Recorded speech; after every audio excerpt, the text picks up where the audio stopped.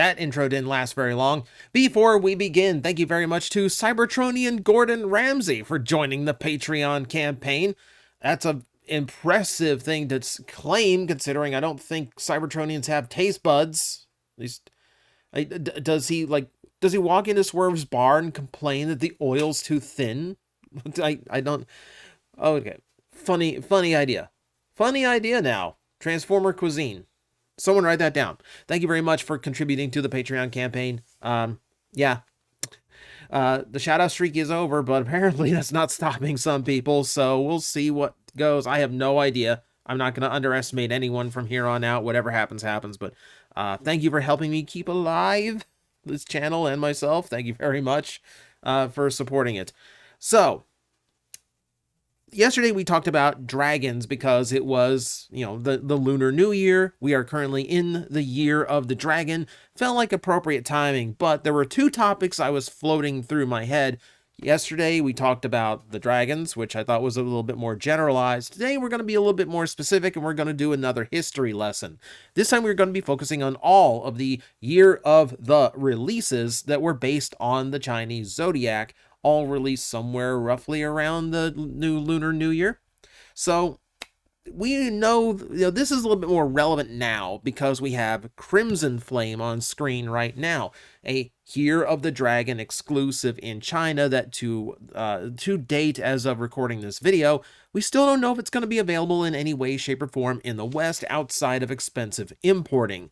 I do certainly hope it does make its way here. I mean, it is a pretty special release.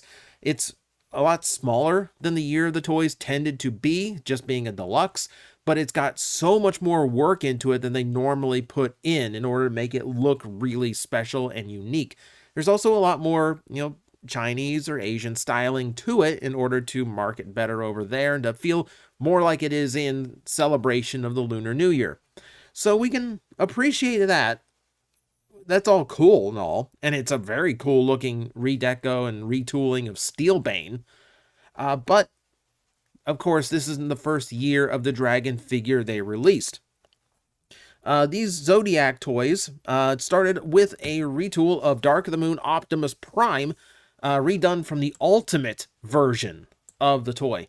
So, strictly a repaint. I said retool, I meant repaint. And really, the base figure just kind of looks like Optimus Prime, little deco changes here and there. It's largely in the accessory pack and the trailer where you start seeing huge differences. Admittedly, maybe a little bit cheap to celebrate the Year of the Dragon by painting a giant dragon across the side of Optimus Prime's trailer. But you know what?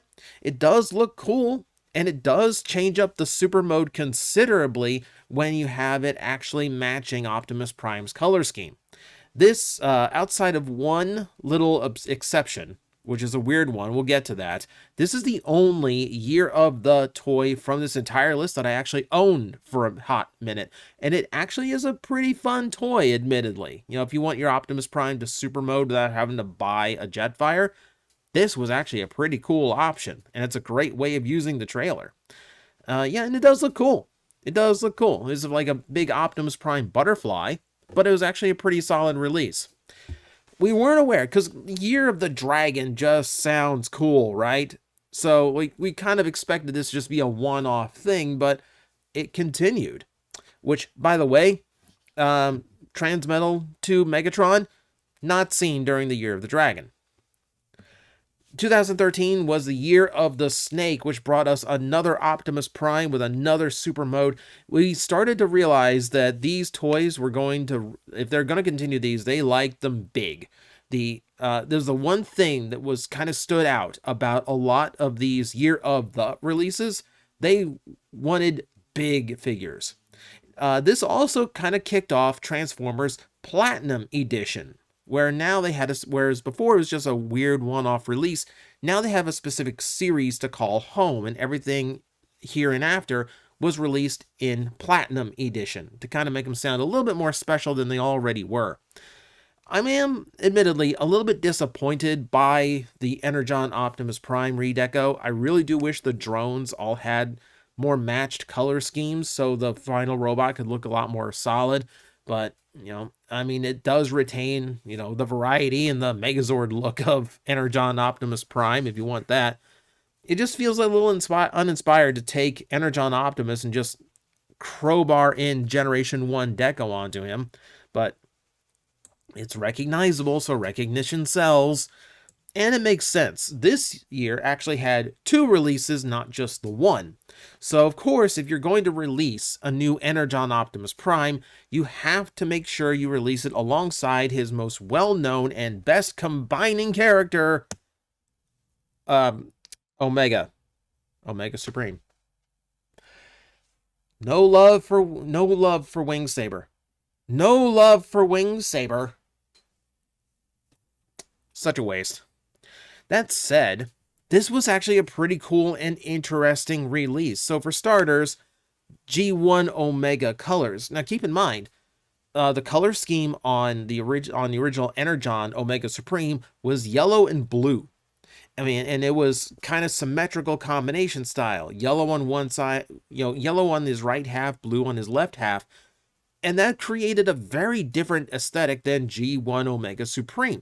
So to see it now in a solid, more iconic color scheme, I thought looked really, really cool. It's cooler than the Omega Sentinel that tried to also solidify that toy with matching colors on both sides. They take it a step further though. He now has a completely retooled arm and head, not matching G1, matching the War for Cybertron depiction. So now you have the Energon body in alt mode with a War for Cybertron cannon and head trying to also use G1 color scheme. Okay. I think we lost the plot a little bit on this one, but the point is it has that super train mode, so it kind of looks like a Snake Boom Year of the Snake release. This was a coveted Omega for a long time because they hadn't done a proper Omega Supreme in forever. So for a lot of people, this was their go-to for a long time on their G1 shelf. By the way, Karada, the actual snake transformer, not seen during the Year of the Snake. 2014 was the year of the horse, and I think this is where we've kind of like lost any semblance of trying to even make this look horse-like. There's nothing about this Optimus Prime that indicates it's a horse. It's the MP10 mold, which is always a great mold to see released again. It's a fantastic figure and a very fun toy. The color scheme here actually is somewhat of an homage to an old version of Optimus Prime that was a very limited and rare one. We've talked about it before, where the silver chrome was redone in gold. And the deco kind of makes, the deco is intended to kind of pull you in that direction as far as just the visual identity of that design. Specifically, the black around the eyes to make it look more sunken in, and the black in the midsections trying to make that vanish and mentally, kind of mentally, visually trick you into seeing something more akin to the G1 Optimus Prime toy that just had gaps around its grill. It's an interesting idea. Maybe not the best of execution, but it's an interesting idea and it's an interesting homage to create. So I'll give it credit for that. You'll also notice that this is where they start doing custom faction symbols, sometimes with Chinese writing on it, sometimes trying to mimic the animal of the year. So you end up with a lot of one-off Autobot and Decepticon logo variations that you never see again. But again, we had 2 during the Year of the Horse, so the second one being Cybertron Starscream. Now, anytime this toy, in any iteration of it, is reissued or reused in some way, I'm happy. I still love this design. This is still my absolute favorite Starscream design. It's big, it's powerful, and the Supreme figure, while losing some popularity to the smaller Voyager class, I still think is a lot of fun as just a big jet toy. The toy itself is kind of weird. Like, visually, you would think it would make sense, right? Just do a Starscream in G1 Starscream colors, but it really makes you realize just how important the color variation to Cybertron Starscream or Trilogy Starscream in general is to that character's visual identity. You switch that black out for blue and all of a sudden it just doesn't feel right. Something that's supposed to be homaging G1 Starscream just doesn't look right in this form, You know, it's kind of close, but it's off. It's weird. It's weird. I'm not really huge on it. But still, again, they like those really big figures as exclusives for the year of those. So, Cybertron Starscream it is. Hey, at least there's a few more out there. Every time I see one of these up for sale, the tail fins are gone, one of the wings is gone, maybe an entire, side, the cannon itself is gone too. For whatever reason, the big Supreme Starscream is very easy to break and lose pieces to, so the more out there, the better. Also, Mach Kick, the actual horse transformer, not seen during the Year of the Horse. 2015 brought us probably one of the most confusing ones, and if you know me, one of the most terrifying ones. So you will notice that the year of those have been very Autobot heavy, aside from Starscream last year, so we decided to mix it up a little bit. Now we have a Soundwave, always a popular choice, but what is this color scheme? What did they do here? Why is it all clear plastic? That's absolutely terrifying. And remember, this is a masterpiece. This is the big Soundwave. So there's a lot of intricate parts that are now made of clear plastic, and I'm horrified by this toy. I'm not even sure what they were going for here. The other ones I can see the homages, or I can see where they're trying to get the Zodiac animal of the year into the design. This is just clear Soundwave with brown. I don't know what this is supposed to be. Yeah, it's weird. And I think of all the ones I saw, this one shelf warmed the longest because it's just an unpleasant looking figure. Even as a curiosity, I'm not sure why anyone would actually grab this. Now, of course, there's people who are going to love it. People are going to love the look. I'm obviously not one of them. It's just a very odd choice for a Soundwave. Soundwave has no lack of repaint options, by the way. They had more options than they knew what to do with. This is what they went with. Which subsequently means we also have year of the GOAT versions of all of his, 5 of his primary cassettes, Rat Bat notwithstanding. It's a frustrating toy, man, because of course it's a popular mold. It would have been great to have another use of it with a bit of a clever redeco. This one was just messy and ugly, and it sat around a long time. And you know what's worse? They weren't done with it.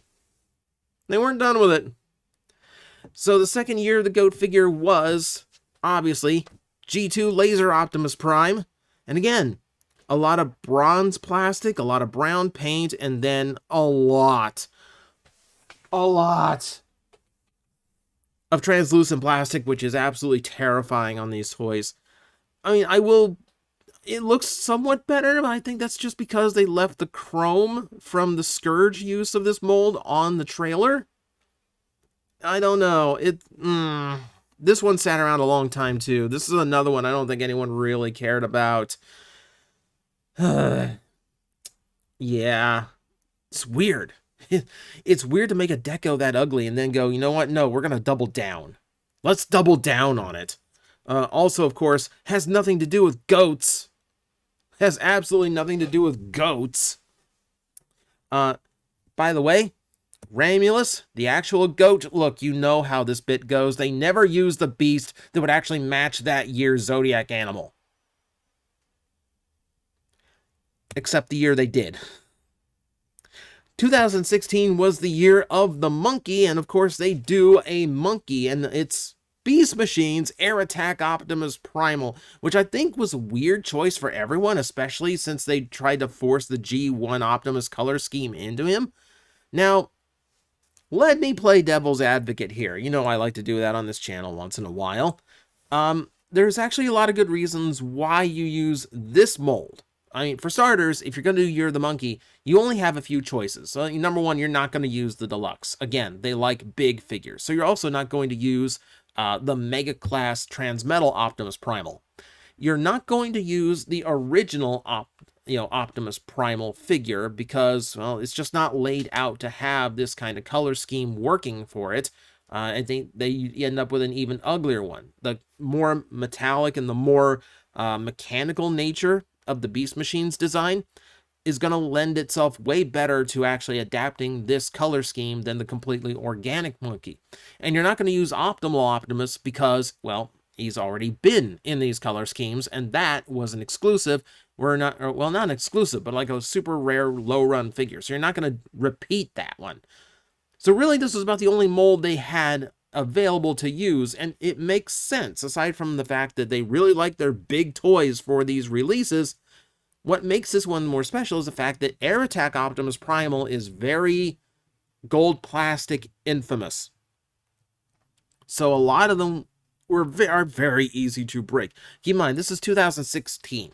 So we are 15 years removed from the previous use of the mold. I think, notwithstanding the Beast Wars Returns release done in Japan, we're not going to count that one because that one's almost impossible to get. But point being, if you actually wanted to play with and experience this toy, this, even with its translucent plastic usage, is a far safer and more stable use than the original Air Attack release. If you wanted to experience this toy, and from what I've been told, I mean, if you like the design, it's actually not a bad figure, then this was the way to do it safely without having to risk the gold plastic problems. So at least it was an alternative. So all in all, I do think it's the right call for this year.